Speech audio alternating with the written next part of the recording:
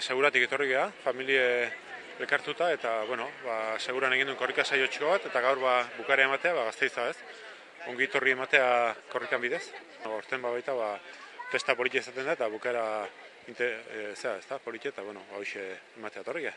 Lehen ere egin dugu, beste azpitin ere egin nuen zerbait, gero gaur lehenengo orduan ere beste toki batzuetan, eta orain hemendikan bukaera inoa jagatzen garen. Nabaritzen da gero eta gehiago. Oraindik jendeari ohitura falta zaio, euskaraz hitz egiteko kalean, baina bai, nabaritzen da gero eta gehiago. Oso importantzia. Bata da, egoeraren zelako erantzun handi ematen ari zaion, eta bestea, batzen gaitzuen gauzetan herriak kaleratu txikal. Batu beharra dagoela. Barrutia eskolak hartuko dagoen! Aurrera, aurrera!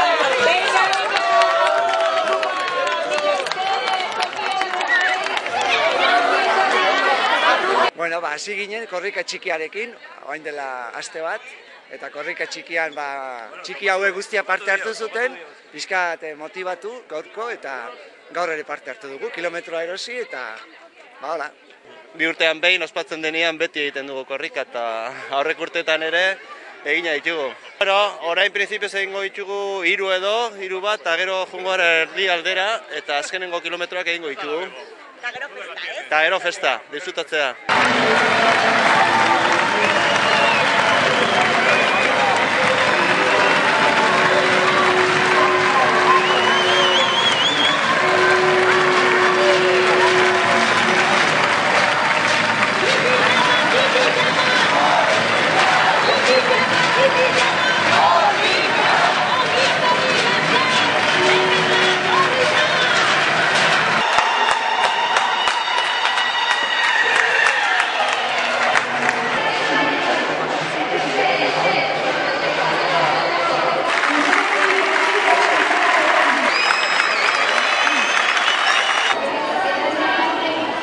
Egia esango martxan nien nuen ez.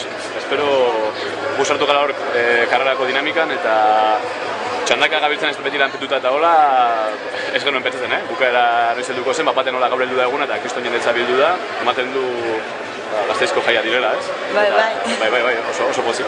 Ez nik nabarmenduko nuke leku guztietan jende pila bat hildu dela herrietan batez ere, eta herrien arteko tarteetan hortan ere bai, eta izan direla leku hunkigarriak, ez? Eta batez ere nabarmenduko nuke Nafarroako Lizarraldea nik enuen inondik inora espero olako jendetza biltzerik, ez bakarrik Lizarran, herri txikietan, alkateak korrika, jendea, beti egon da multzo bat, eta salbuestan adira bat edo bi korrika aritu direna gauta egun.